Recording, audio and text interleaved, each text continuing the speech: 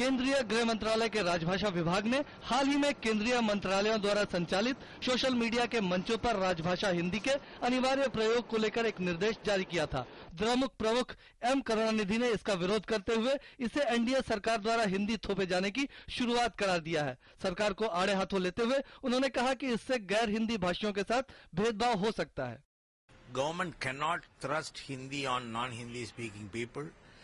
Hindi can be a language for some of the states in this country, but most of the states do not have Hindi as their mother tongue or official language. So we want the official languages of all the states to be made as official languages of this country. द्रमुक के आरोप पर सफाई देते हुए गृह मंत्रालय ने कहा है कि हिंदी के इस्तेमाल को बढ़ावा देने को अन्य भाषाओं को कमतर किए जाने के रूप में नहीं देखा जाना चाहिए। हर स्टेट में, हर डिपार्टमेंट में हिंदी ही लागू होना चाहिए, इस तरह का कोई निर्देश हमारे यहाँ से नहीं गया है। तो इस तरह का अगर कोई खबर चलाया तो वो गलत बात है।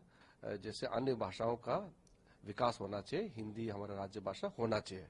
भाजपा ने भी इस मामले पर हुए विवाद को बेतुका करार दिया है। विकास और हिंदी दोनों के ऊपर ध्यान दे सकते हैं, और कौन कहता है कि आप हिंदी बोलो तो विकास नहीं होता है, या कौन कहता है कि अंग्रेजी बोलो तो ही विकास होता है।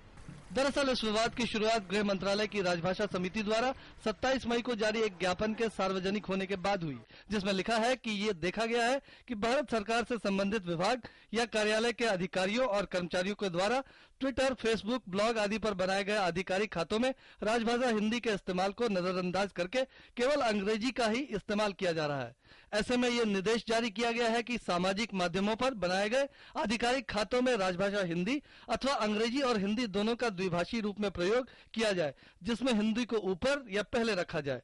हालांकि अब सारे विवाद पर पानी डालने के मकसद से गृह मंत्रालय के ट्विटर हैंडल HMO इंडिया पर कहा गया है कि सभी भारतीय भाषाएं महत्वपूर्ण है, सरकार सभी भाषाओं की तरक्की के लिए काम करेगी। दिलचस्प ये है कि गृह मंत्रालय की ओर से यह हैंडल गुरुवार को ही लॉन्च किया गया है। सुधाकर दास, DD न्यूज, दिल्ली।